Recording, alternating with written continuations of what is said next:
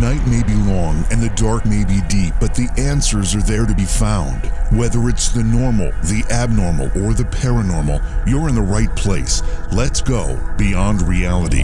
On a day where we have seen some beyond reality footage, it's important that we come together and talk. I mistakenly last night said that this was going to be a classic episode. I don't know why I did that. Tomorrow night will be. But tonight is live, and we've got a very, very important and special program for you tonight, especially in light of what we saw today in our nation's capital. Now, the first thing I'm going to say, and people have said it, at least some people have said it, I think most people have said it, but there is no place for political violence in our system. There is a lot of room for peaceful protest, and that's what a majority of the folks in Washington, D.C. were there to do. And then a small group of people took it to an extreme, which is unacceptable. I hope we get this stuff out of the way, but I can't help but think that the discussion we're going to have tonight in some part ties into the broader political climate that is causing this stuff. And it's not just what happened today. It's what's been happening since early summer, late spring in this country. And the selective condemnation is part of the problem. We have to condemn all violence. We have to condemn all destruction of property, whether it's private or public property. That's what we need to be doing. We can't accept it now. We shouldn't have accepted it 6 months ago, and we can't accept it in the future. But tonight we're going to be talking about racism in America. Now, we talk about a lot of things on this show, and you know that I try to keep this show as apolitical as possible, but there are certain things that we have to have a national discussion about. And there are many programs, whether it's on cable news or it's on the radio or wherever, that talk about these important issues. But every audience is different, and it's important that our audience takes a minute to consider what we're going to be talking about tonight. Our guest tonight will be Kathleen Brush, Dr. Kathleen Brush, and she's written a book called Racism and Anti-Racism in the World Before and After 1945. We'll bring her in just a moment to talk about this, and I think you'll find it quite engaging. And I also think you might find it a bit calming, because I think that's the important part here. I think the underlying message is that some of these things we're being told may not necessarily be rooted in fact. Make sure you subscribe and share. That's the important message here. Subscribe to both our YouTube channel and our Twitch channel. Now, the Twitch channel has a fee associated with a subscription, but you can follow it with no fee. Or if you have an Amazon Prime account, you can link it and use that as the source of the subscription, and then there's no fee. So again, Twitch and YouTube, and both of those channels can be found by looking up my name, JV Johnson. It's very simple. What else do we know? Oh, follow us on, all the social media, whatever. I'm becoming less and less convinced that social media is going to survive. I really think that things like Facebook, at least in their current form, Facebook is a declining empire.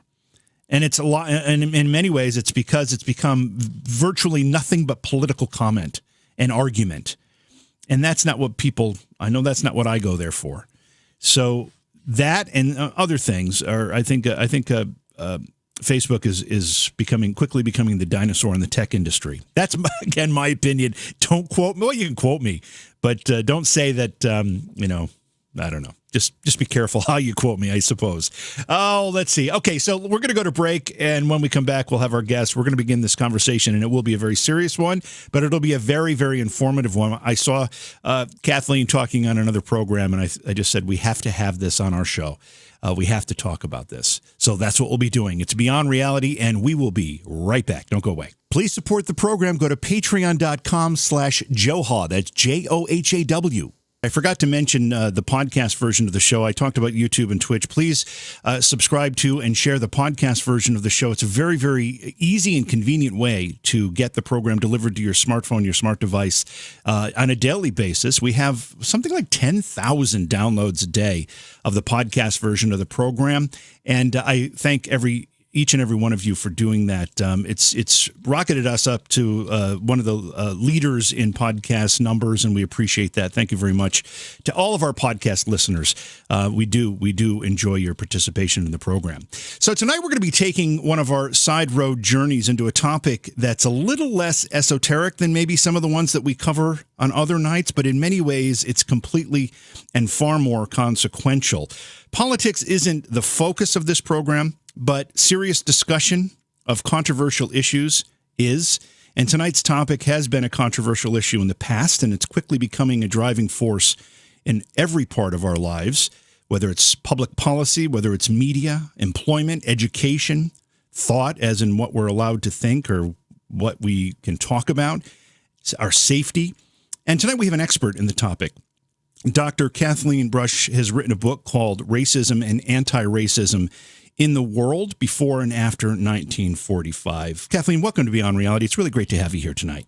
Well, it's really great to be here. Now, I know, I think you know, because I think my producers talked to you about it. I saw an interview you did on cable news, and I was just fascinated and relieved, greatly relieved, by your work and your approach to this particular topic. And I thought this is something that everybody needs to hear. And not everybody watches the cable news programs. Obviously, audiences are different everywhere, but I thought this was really important. And I also got a kick out of the fact that, as you should aptly do, you did a little bit of homework on the program. You may have saw some of our more esoteric topics, and you thought, geez, is this really something for me? And you still agreed to come on. So thank you so much for doing that. And I have to point out, even Tucker Carlson, my favorite cable news host, talks about UFOs on his program every once in a while. Even he does. I'm not surprised. Anyway, so let's talk about what's going on. I really want to get to kind of the beginning of this topic. And when we use the word racism, a lot of people automatically think they know what we're talking about. But on a more fundamental level, what exactly are we talking about when we say racism? Well, I think fundamentally, racism is when there are beliefs that people have against groups of people. So groups of people, and it can be from a race or from a religion or from an ethnic group. And so that's sort of the really important point is that it's a belief, a negative belief, about people from a group. So it's not a belief that's against somebody that's walking down the street that scares you. That's entirely different. Racism is when there is a group belief that's negative towards, it's a belief that's negative towards a group. And does that group have to be a racially defined group? Nope. And I actually cover this quite a bit in my book because you'll see throughout the world that there are a lot of homogeneous populations, and that doesn't prevent them from having racism. Because racism, we think of racism as pertaining to a race, right. But having negative beliefs about a group is really what racism is about. And so you'll find in different parts of the world that there'll be what I call religionism or ethnicism. Mm-hmm. So you'll find like religionism in the Middle East, where there are negative groups of negative beliefs about Christians or about Jews. When you get into Africa, where 99% of the continent is black, you have ethnicism. And so you have, sort of powerful negative beliefs against different ethnicities.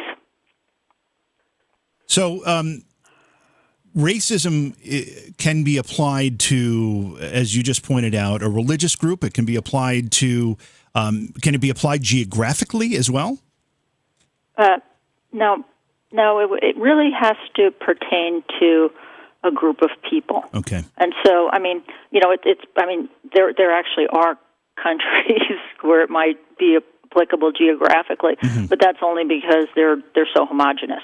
And so you have just highly homogeneous populations for example, in China, Japan, and Korea. And so, if you wanted to take the geography of that country, I suppose it could pertain, but it's really in reference to the people. Right. So we've heard the word racism used a lot in the last 12 months, seemingly increasingly used. When it's used to reference Americans, is it being used in the way you just defined? No, not at all. But I think that people would have you believe that, and that's one of the things that is deeply troubling to me, and it's actually one of the reasons that I decided to write the book. In the summertime, I kept hearing systemic racism, or right. It's synonym structural racism. And the fact is, I'm sitting there and I'm going, but we are not a systemically racist nation. We are not a structurally racist nation. I know this for a fact. I've been studying racism and discrimination around the world for about 12 years, but I've informally been studying it for almost 32 years, which is when I first began traveling to foreign destinations. And so, I was deeply disturbed by this, and then I hear people saying, I'm not proud of America because of our racism, and that about put me over the edge. Because it's like we don't have racism in America. Yes, there are racists, but we are not a racist country. And so, as I looked into this further and further, it's like, systemic racism, and I know for a fact that we don't have systemic racism. We were one of the first nations to purge our systems of racist laws and practices. And so, as I dug into this further, it was sort of extraordinary because it is based on a belief that there are unconscious biases against black people that are pervasive in the United States. And it's like, oh my God, this is a whole new dimension. We're not talking about doing mean things to people or not hiring them. We're talking about somebody having a biased thought against somebody. And the reason that becomes, that it's so troubling is that, all people have biased thoughts right. against, not just people, but things. It's sort of how we make quick judgments and can get through the day. We don't have to process every aspect of something that we see. We come to quick conclusions. But, the thing that's also very troubling about this is that you can't really tell who has a biased thought. It's not 96% of biased thoughts are just that, biased thoughts. So there's only 4% of biased thoughts that would result in a discriminatory action. And so for the other 96%, this is a likely scenario. You walk down the street, you see something that you think is dangerous, you walk across this, you change to the other side of the street, and then you go, oh, hold on, I know who that is, or oh, hold on, that's not a dangerous situation, right? And so, your brain works to process that, there's something potentially dangerous, and then you gather more information and you go, there's no danger there. So anyway, one of the grandest challenges of this systemic racism narrative and the fact that it's based on unconscious biases is that there is no solution. We can try brainwashing people to stop thinking biased thoughts about different people, but that's not going to work, and we're not China or Russia. We don't engage in those practices.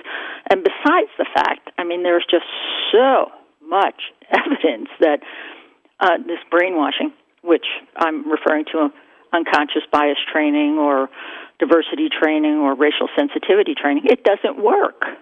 There are so many studies that say it doesn't work.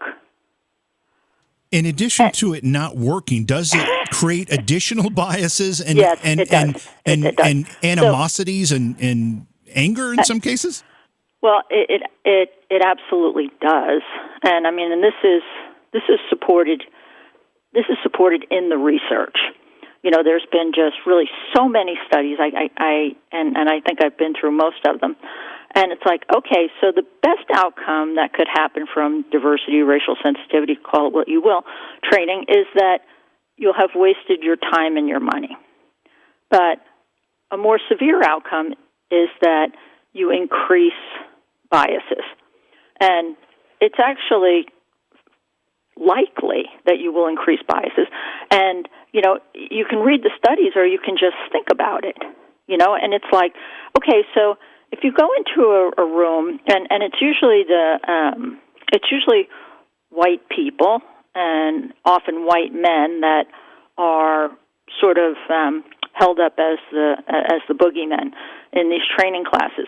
And you sit there and you go, you're a bad guy or gal and you're oppressive, and you're sitting there and you're thinking, no, I'm not.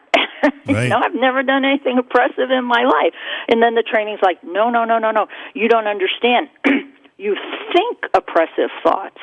And then you're sitting there, you're going, do I? I mean, I don't think I do.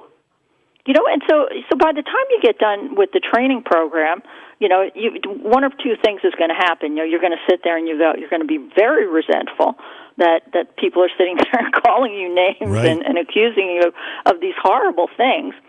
Or you're going to go, okay, let me think about this. And then 5 minutes later, you're going to see something that sort of reconfirms some position that you held before, and then the training's gone again. Or sorry, there's a third outcome. The third outcome is that they sit there and I'll pick on women. That you're sitting there and you're being taught that for women you mustn't think that they're unintelligent, and you mustn't think that they're sex objects. And now you leave the training and that's all you can think about. Every time you see a woman, right. you're thinking she's stupid. And she's available. But these are these are the outcomes from just numerous research into these subjects, and I have to tell you, I was really quite unhappy when things were going nuts a few weeks ago when they canceled the racial sensitivity training, because there were so many people going, oh my God, we're just plunging further into racism. We're not trying to address this problem. And the reason I was bothered by it is because, I'm sure your listeners are aware of the censorship that goes on in the media. And it's like, right, why isn't anyone coming forward and talking about the endless studies that have been done that shows that the best outcome is a waste of time and money, and the more likely outcome is that you're going to increase bias. Let's take a second, and I want to break down something you said early in your answer there. You differentiated between racism and a racist, or systemic racism and a racist. That's an important distinction, isn't it? Oh, yes, of course, yes, and it's important because you are never going to get rid of racists. There's always going to be some people that have bad thoughts about somebody, and maybe it's based on something, maybe it's based on nothing, but maybe a lousy upbringing. But, a racist society means that they're all racist, or they're mostly racist. It's not that it's not a one-off situation. It's like, this is a racist society. But let me just give you a couple of examples, having traveled to so many different places. I'll bet that of the 114 countries I've been to, 80 of them, you can see racism. You can see racism. Mm-hmm. I mean, because it's not unconscious thoughts. These are societies where it's perfectly okay to do mean things to people and to say mean things about people. That's right. And those are racist societies. And in fact, there's a number of societies where constitutionally they're racist. Where there are privileges for certain people in their societies, and that's in the Constitution. So it's like, well, that would seem like a systemically racist society or a structurally racist society. Now, let me just elaborate a little more on this, because these countries don't think they're structurally racist or systemically racist. They think they're doing just fine. It's like they think that certain people should have privileges. Mm-hmm. And they don't really appreciate some American coming in and telling them that they're racist, because they're like, you know what, this is the way we do things in our country, and nobody's really bothered by it. So if you could just back off. We have different levels in our society, and people are fine with it. If a nation, and particularly this nation, had a problem with systemic racism, would it require that some of that racism appears in codification in some way, in law in some way? Well, that's why I'm so adamant that we don't have a systemically racist society, because it's not in our systems. There is no nation in the world that has passed as many laws, and they enforce them, that ensures that we are not a racist society. It is terribly illegal to be a racist, in different areas, right? And I just want to clarify that it's if we have freedom of speech here. If you want to go and call your neighbor a racial slur, you're not going to get arrested. Now, if you go and call somebody a racial slur in work and you do it several times, you've got a problem. Right. Because there's laws against that. And most of the laws, in fact, all of the laws that we have to ensure that we're an anti-racist society, what they do is they more or less ensure that people have equality of opportunity. And so they've targeted the big areas that really will make a difference in people's lives, right? So you cannot discriminate in employment. You cannot discriminate in housing. You cannot discriminate in finance. And again, the rationale behind that is we want to create, or we have created, a nation where we have equality of opportunity. The idea that you cannot deny somebody service or goods or whatever we want to call it. You outlined certain things like you can't deny housing, you can't deny finance, you can't deny employment based on a racial motivation. That's one thing. But can you, and should you, in any way try to either manipulate or determine what someone can think about another person for any reason whatsoever? Well, first of all, you can't. Right. And I mean, that's. Can you imagine what an invasion of privacy that would be? But it doesn't seem like that's the way we're headed, though? But doesn't it seem like we're kind of going that way? Well, no. Yes. Yeah. Well, yes. Yes, we are. I mean, and I think that this is the latest stage of what I think is becoming a bit of a circus. And it's like we have put in place, all the pieces for an anti-racist society. And so, now we have this little thing, I guess it was probably about 50 years ago, they started coming up with unconscious bias. And just to explain where this came from, once we came out with the Civil Rights Act of 1964, we basically tackled everything that was overt bias, right? So you couldn't have ads for positions that said, we only want men or we only want white people.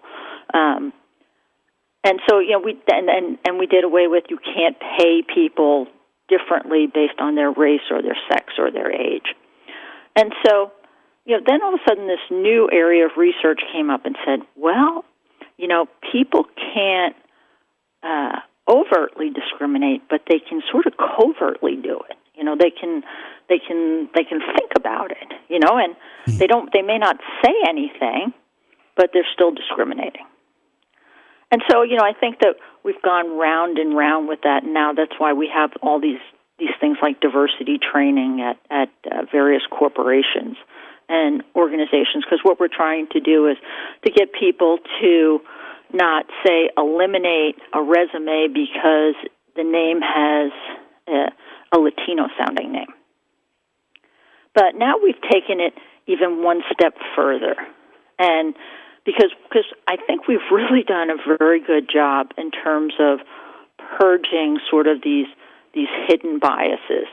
And now what seems to me, what's being inferred through all the media sources that I've been looking at, is that they're really trying to just get at people that think unkind thoughts about somebody that has no bearing whatsoever on a job or on financing or housing. Right. It's just that you go into a store and somebody goes, he looked at me funny.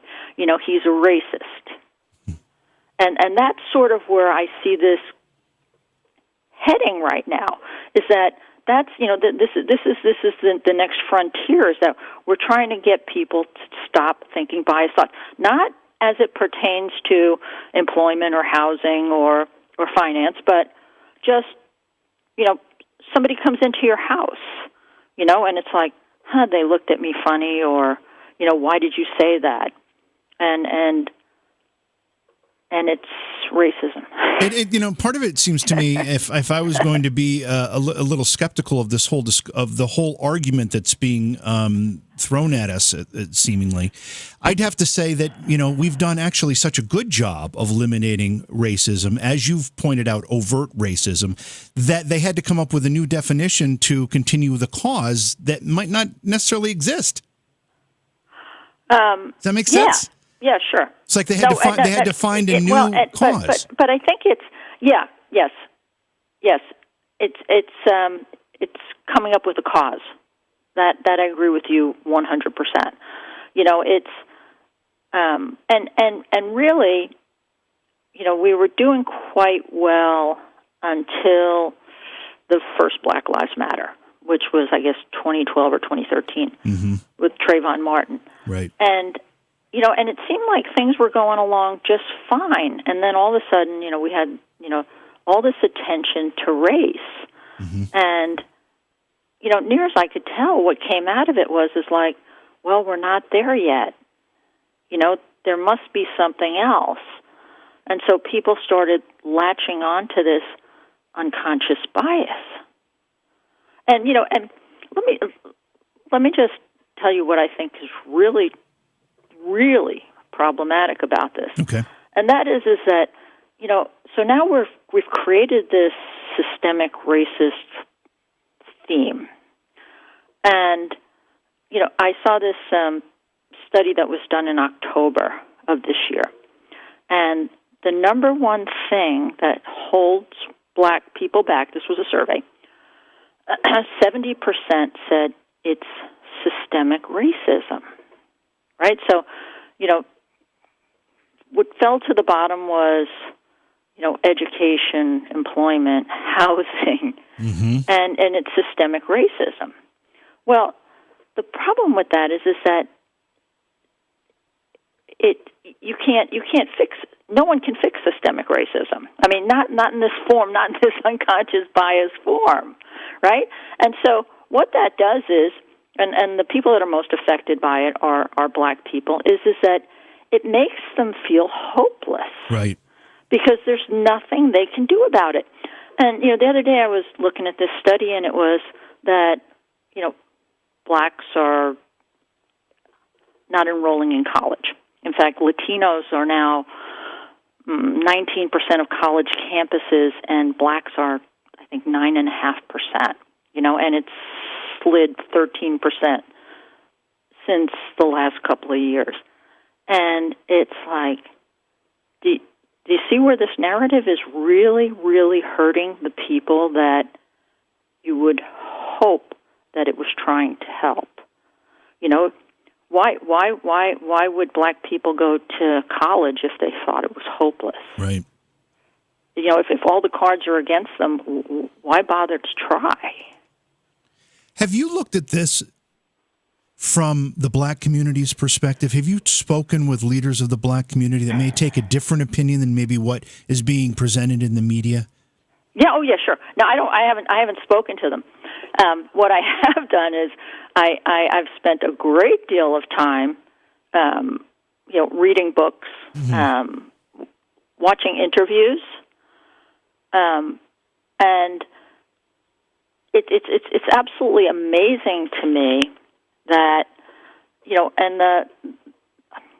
all of the African Americans that I'm listening to or reading are very, very well known.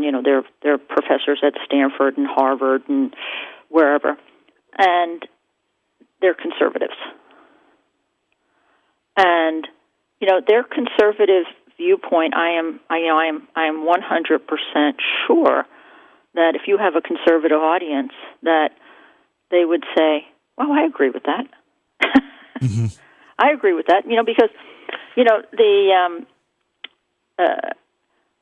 So, for example, let me see if I have this here. Walter Williams. I was looking at today that I talk quite a bit about benevolent racism, and let me explain what that is because I think it's really quite interesting. And what benevolent racism is, and benevolently racist programs are, is that people have sympathy for a group, and so let's take the blacks for example. And so people are sympathetic towards blacks, and so they want to help them, right? And so they put in place programs such as welfare programs, affirmative action, minimum wage programs, and they don't help the blacks. They end up hurting the blacks and reinforcing racial dominance. Hence the reason it's called benevolent racism. And let me just, if that's not clear. So, but before the Great Society and the War on Poverty, which were the 1960s, everyone was sort of on their own. It's like you sink or you swim in the United States. Right. There wasn't. Right. There weren't these big safety nets. I mean, we had some that came about under FDR. But then we came up with these bigger welfare programs.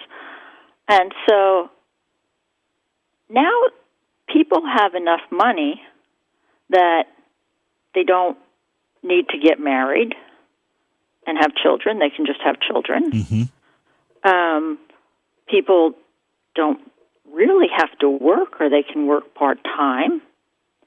People don't have to aspire to get a better education because they can do just fine with, not having a better education. And so what this ended up doing is that, we now have today in the United States 65% of black families are single mother households, right? And if you remember the President Obama's very well-known 2007 Father's Day speech, he said, look, because we have, at the time it was 50% of black households were single female households. We now have kids are 5 times more likely to drop out of school. They're 5 times more likely to engage in crime. They're 10 times more likely to engage in prison. We have to get our family back together. Right? And so, and it all happened. I mean, it's 100% correlates to us putting in place this great society where we were trying to help people. And so it becomes a benevolently racist program. But here's from one of the African American professors that I like. His name is Walter Williams, and he said, the welfare state has done to black Americans what slavery could not have done, Jim Crow and the harshest racism could not have done, namely destroy the American family.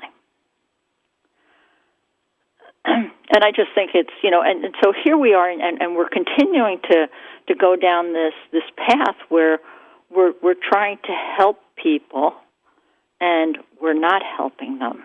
We're making things worse. Yeah, it's this law of unintended consequences. Yes, exactly. Yeah.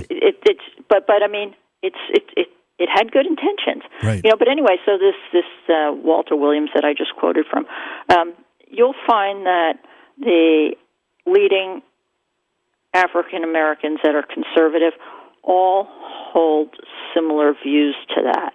And they think it's just done a tremendous disservice to blacks that white people want to keep trying to help them.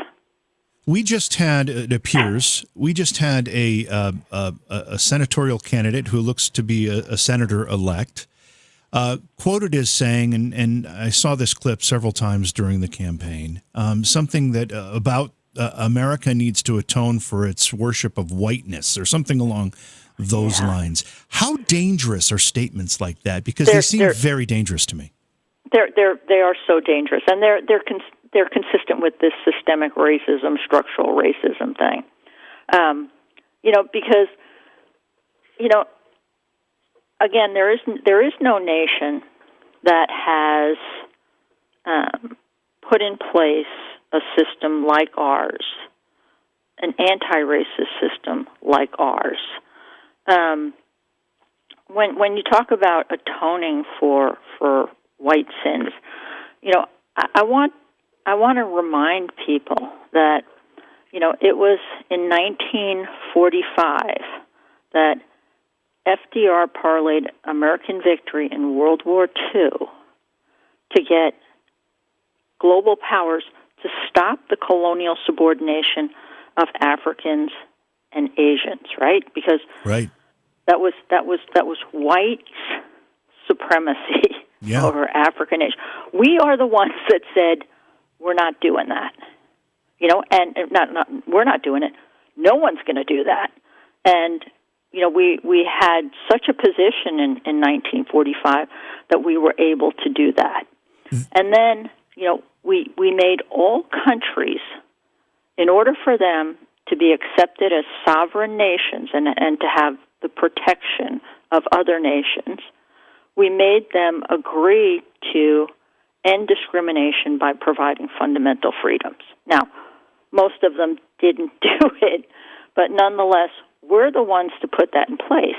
And then we took the lead in showing people how to do it.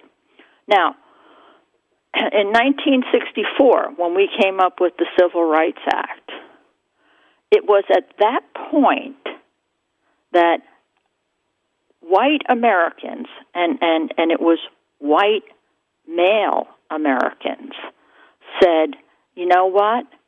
This is not fair. We do have all the power. And you know what? We're not comfortable with it because it's not fair. And at that point in time, the whites in America just said, you know what? We are relinquishing power. We are relinquishing power. We want to share power. To me, it's like, I can't imagine anything bolder or braver, really, happening in history. But since that time, what's happened to America is, frankly, it's unbelievable. We're talking about in the span of 60s, a little over 60 years, right? I mean, first of all, it was 50, I think it was 56 years, maybe it's 54, that we elected a black man to be president of the United States. It's like the majority populations do not elect minorities to be their heads of state. It just doesn't happen. If they're racist, for sure. The next largest nation to do that was Peru. It's the 48th largest, right? They elected a Japanese. But it's like, and to me, it's like, how come people can't see this? How come people can't see the amount of progress that has occurred in the United States? I mean, I get so tired of, it's like white oppression and black powerlessness, and everywhere I look, there's these powerful black people on the television. They're in the news. They're on the front page of the paper, and it's like, well, are we trying to go after a problem that existed 60 years ago? Because that the United States today is not the United States in 1964. The United States today in 2020 is not the United States in even 2000. That's right. The progress in America is just it's frankly it's unbelievable. And you know what? And it will continue. To me, the fear that I have is that, we're now going down this wild systemic racist path, and it's like, you know what, I just got a bad feeling about it. It's just like we're gonna slow things down. What is the consequence of public schools? And I don't know how many public schools are doing this. Maybe it's isolated, or maybe it's becoming common. This year is a kind of an anomaly with public schools as it is. But what's the consequence of public schools in second, third, fourth grade telling kids you're a racist just because of the nature of your birth? You're white, therefore you are systemically racist. How does that play out? All I can do is pray.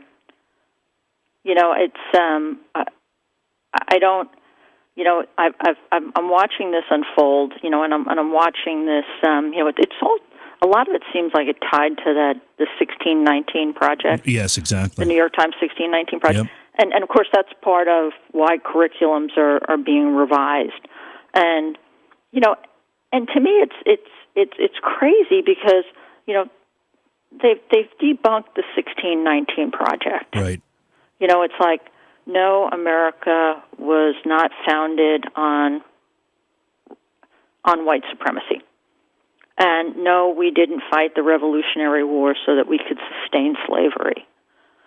And, but still this thought that, we're raising the profile of slavery.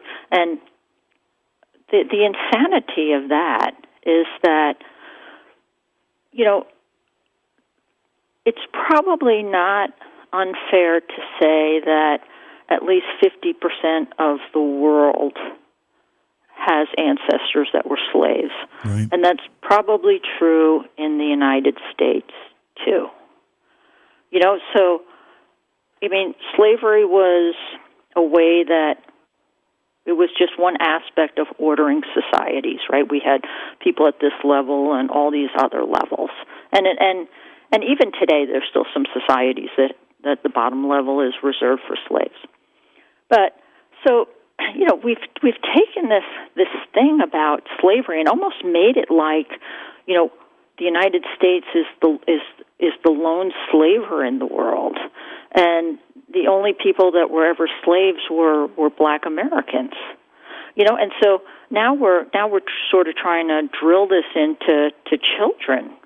And it's like, well, hang on, first of all, none of that's true, but what did these children have to do? What did these children have to do with any of this? That's so important. And the other thing that I think is really important, is completely overlooked or certainly not discussed as it should be, is that it's not just our founding documents, but it's our founding principles, and it's the intellectuals of the day, as our founding documents and founding principles were put together, that created an environment for people to see that slavery was unjust to begin with.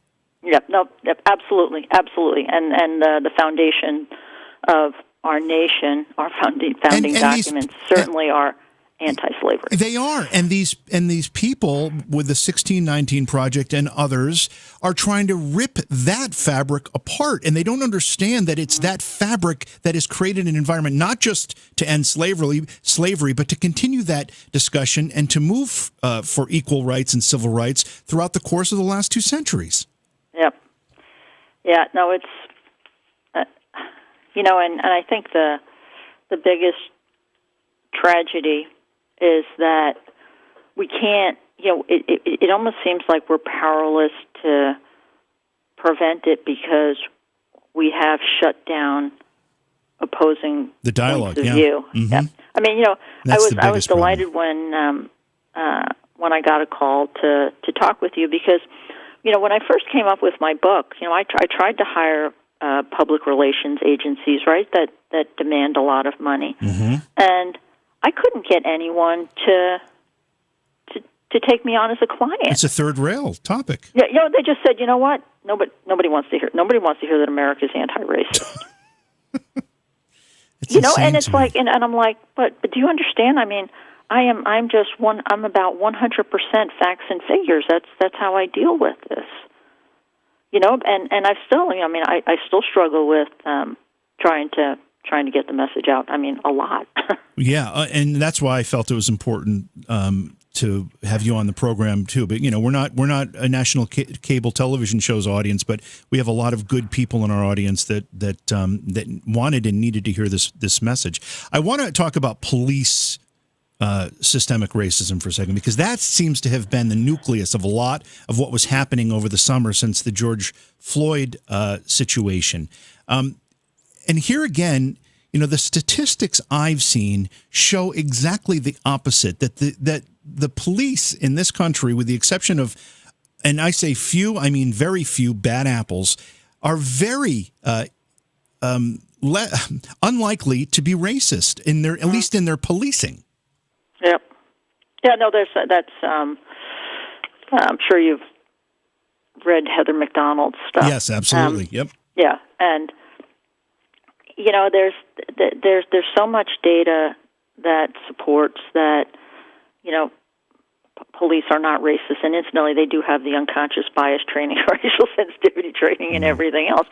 But the fact is that police are not out there to go after races. Police are there to go after crime. Right. They don't care what color somebody is that commits it. That's what their mode of operation is. And I'm sure that you and your listeners are familiar with the statistics that support that. I was looking at the data the other day, and it's like, wow, there were more cops killed last year than that's right than black people were killed by cops. And I think it's cops are 18.5 times more likely to be killed by a black person than. And when you say black people killed by cops, you're really focusing on unarmed black people that are killed by cops, because they're the ones that are. No. Yes, unarmed. Yes, absolutely unarmed. Now, and then it becomes even more frustrating because, and I don't remember the names, forgive me, but there was a situation, well into the summer where a black man had a knife apparently and was threatening police, and he was shot and killed. And it seems that the fact that he was going at the police with a knife, a deadly weapon, was completely left out of the conversation. And again, another victim held up. And I don't understand how we can't remove these blinders and look at these things objectively and honestly. But we're not. I mean, I think one of the things that the police fear the most is somebody with a cell phone. Because I mean, it would be one thing if they were actually filming the entire incident. Right. But what ends up in the media are edited versions. Yes. And it never makes the police look good. No, I think it's a horrible situation. The murder rate is up in, I think it was up 35% in 51 cities this year, and some people are saying, well, it was the pandemic, and it's like, oh, come on. You've got these defund the police initiatives. The police have been made to be, the black boogies. Right. Police killings are up 58% this year. If you eliminate the COVID deaths, it's 21%. Police are not going out and active policing. It's too dangerous. They're paralyzed because no matter what they do, it's the wrong thing. And who does this affect the most? And I would assume that it's the poorer communities where a lot of this criminal activity occurs. And most of those communities are minority communities, at least heavily minority communities. And the police are powerless to help those people now, or at least far handicapped to do so. Yeah, and it is actually some of the largest increases in homicides this year were black cities. I shouldn't say black cities. Cities with large black populations, like Chicago, like New York, right, like Washington D.C. And yes, it's the black people that are bearing the brunt of. So I have to ask, and because we're going to run out of time here, and I've got a couple other points I want to get to here. But we continually talk about the black community. They're not the only minority group in the country. We have many. We've got Native Americans, we've got Asian Americans, we've got Latino Americans, and others. Why does this conversation seem to focus on the black community? Well, I think there's actually a good reason for that. First of all, it's Black Lives Matter. Right. If you were paying attention this summer, it's like people that tried to say Latino lives matter or all lives matter or anyone else's lives matter. They were told they were racist. But first of all, if in this whole narrative of systemically racist America, right? Well, the Asians don't really make for a very good story. Because they're successful? I mean, they're the most educated right, and the most highly compensated ethnic group in America. And you know what? The Latinos don't make for a very good story either, because the progress that is occurring in the Latinos is really quite extraordinary. I mean, if you look at household income today, for blacks, the average household income is $40,000. For Latinos, it's $50,000. And it wasn't long ago that blacks and Latinos had similar household incomes. I mentioned to you that the Latinos are now, they were the ones that had, higher dropout rates in high school and lower enrollment rates in college. Well, they still have slightly higher dropout rates in high school, but their enrollment and graduation rates in college is overtaking the blacks, right? So, so they're not, they're not feeling the systemic racism. Yeah, and I was going to ask, and I don't want to make generalizations, but it's my understanding that the Latino community has a stronger family fabric than maybe the black community does. Is that true? Well, yes, it is stronger. I mean, from the perspective of having a mother and a father, right, raising children. Right. Yeah, but it's still pretty high. I think I was just looking at those numbers. It's still pretty high, but it's about 10 or 12% less than what you find in the black community. But anyway, so the thing is that if you're going to have this systemically racist narrative, right? You can't have people that are busting the narrative. Yeah. Yeah. And that's happening with the Latinos and also with the Asians. I mean, I was reading the last week, that there were some people that were going to move the Asians in with the whites. It's like, we can't be having these Asians as a separate category because they're really screwing up the systemic racism. It's unbelievable. It's so dishonest. The whole conversation is so dishonest. I mean, if we have problems, the only way we're going to solve any problems is for being honest about what they are and then honest about what the solutions are. Absolutely. And we just can't seem to do that. As you said, dialogue is being shut down. You can't even have a conversation that takes a dissenting opinion with Black Lives Matter. Despite what I mean, I've heard some very serious allegations about what that group actually stands for and what they're doing, and it doesn't seem to be in the interest of blacks or anyone, for that matter.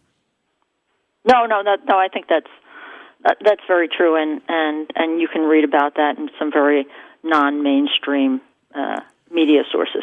So let's ask the bigger question here, Kathleen. Why is this happening? Is this a political tool? What is the actual motivation for this? What makes media lie about this? What makes politicians either lie or be silent about this? What is actually happening at the core? I anytime I see something that just smells so bad, I think politics has to be involved in some significant way. But, I don't know. I do know that it makes no sense. And it makes no sense from the perspective of, it's not true. Why are people trying to, turn this wonderful nation that has, that history will show to be the most extraordinary nation that's ever been. Why are they trying to turn it into some horrible thing? And why are they doing this stuff on behalf of blacks and not thinking through the fact that it's going to hurt the blacks? Is it because by doing that they create a dependency that allows them to gain political power from it? Well, I always say that benevolent racism has, it inadvertently reinforces racial dominance. And I always put inadvertently in front of it because I just can't get my arms around thinking that anyone would do it intentionally. Because it's just like, it's beyond something that I can process. So with the political changes we're seeing in Washington right now, and we saw some horrific events unfold today in our nation's capital and our nation's Capitol building. There are a lot of very, very frustrated people. I can't help but think that this is part of that equation that adds up to the frustration. Is there hope that we can diffuse some of this? I don't. Instantly, I share your views there only from the perspective. I was only just watching it just a couple hours ago, and it's like, wow, you could see this happening.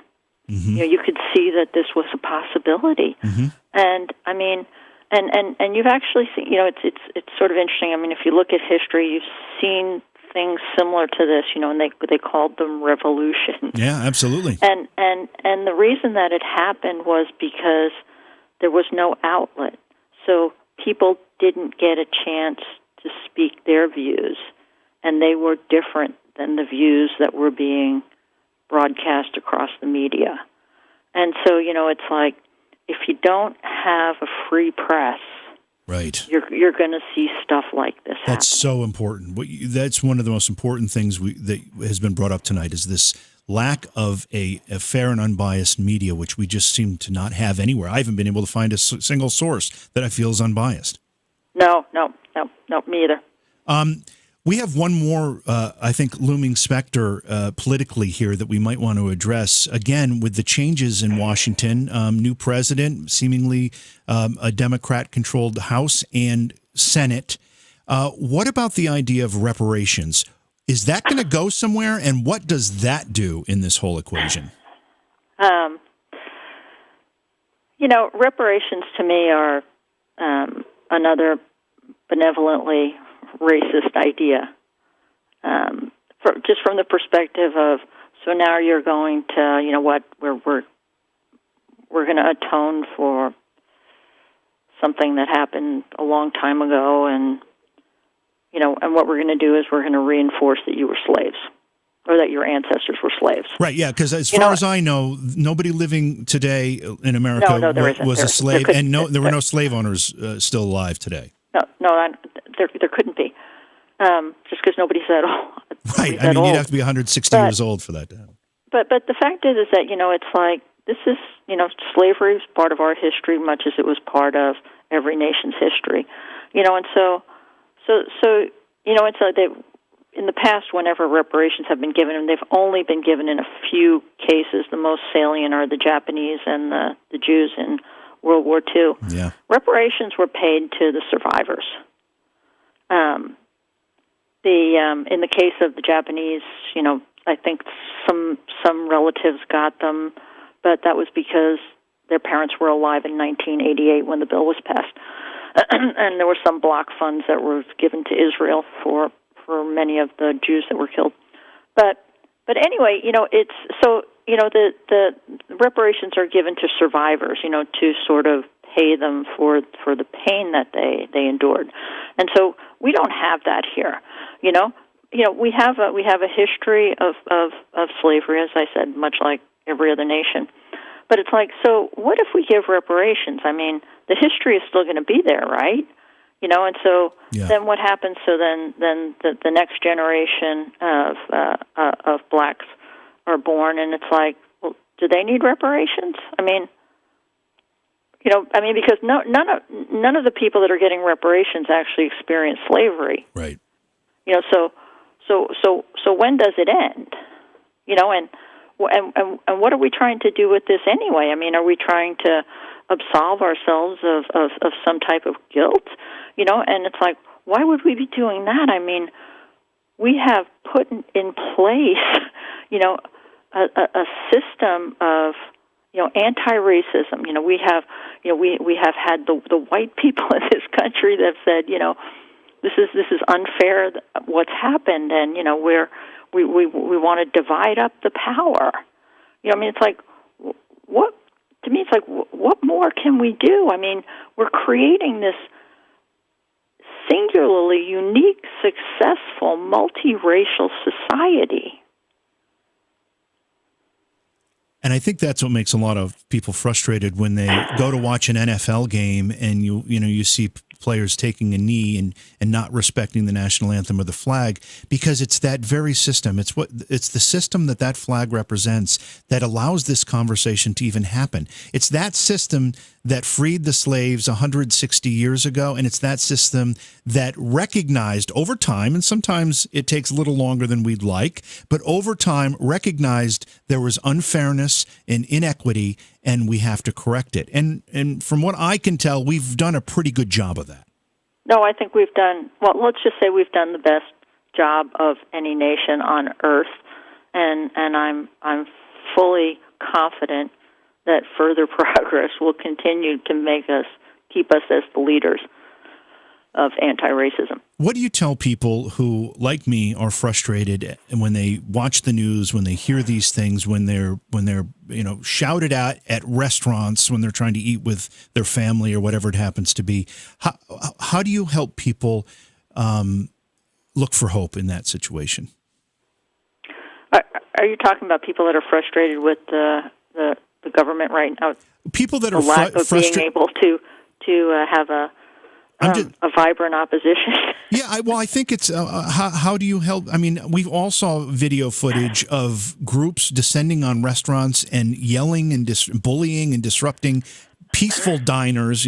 Telling them if they didn't, I don't know what they're asking for say the name or whatever they were doing at the time. They were bullied to the point where they had to leave the restaurant or outside of people's homes, or just hearing on mainstream media that you in some way, and I say you, I mean, people listening who really don't have a part in this directly, but they're being told they're racist. How do you give them hope? Is there something they can look at and say, okay, this is just, this is a passing dark cloud and we're going to get through it?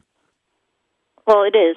But I'll tell you what I've done, because I've experienced quite a bit of racism and discrimination.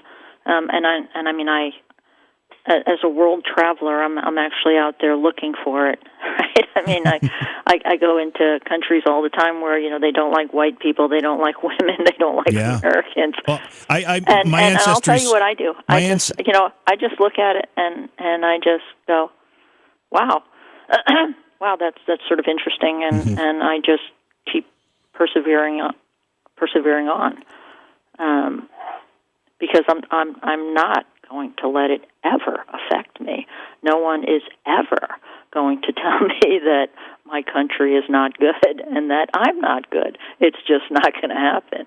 What about, and this, we're going to have to wrap it up here quickly, but what about this idea, and it seems to have made it into several versions of legislation, and I don't know exactly where it stands today, but I can feel pretty confident that with the changes that some of this is going to become law, but the requirements that boards of corporations, private corporations, have a certain racial makeup, or you have diversity officers that are going to be required in businesses over 50 employees, whatever it happens to be, or in schools, diversity officers in schools. What do you make of all that? Well, this has been around. They've actually played with this more in Europe than we have, and it's another affirmative action type program, and the results of affirmative action programs are much like unconscious bias training programs. They don't work.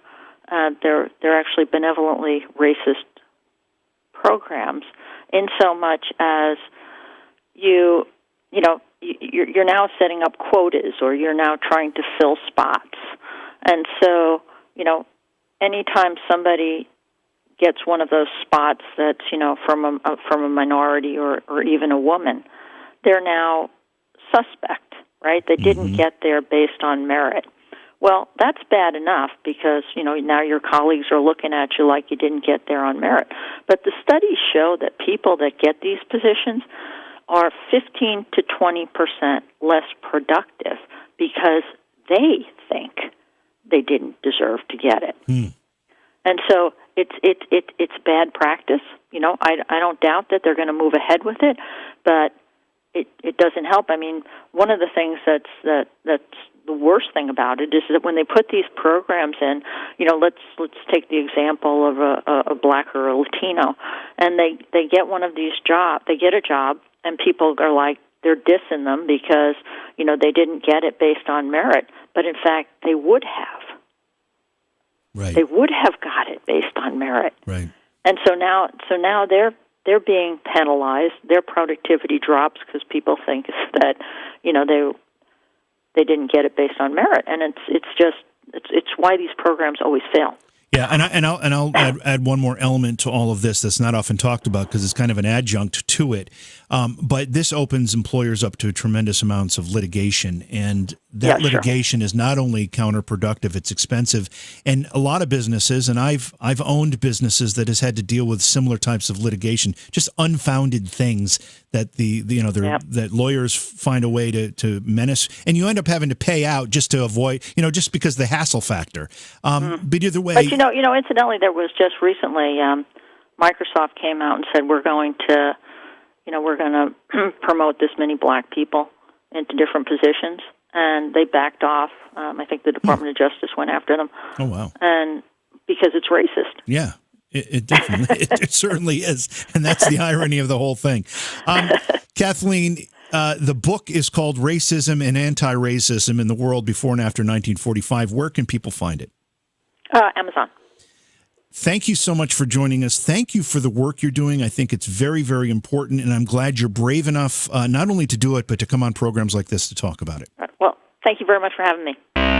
Beyond Reality Paranormal is hosted by J.V. Johnson and produced by Orion Palmer and Slick Eddie Edwards. Like us on Facebook and subscribe to our YouTube channel. Please consider supporting the program either through your podcast platform, click on the link in the description, or on Patreon at Joha Productions. If you'd like to be a guest on Beyond Reality Paranormal, or you have a recommendation for a guest, contact our producer, Slick Eddie Edwards. Eddie is spelled with a Y, at slickeddieedwards@gmail.com.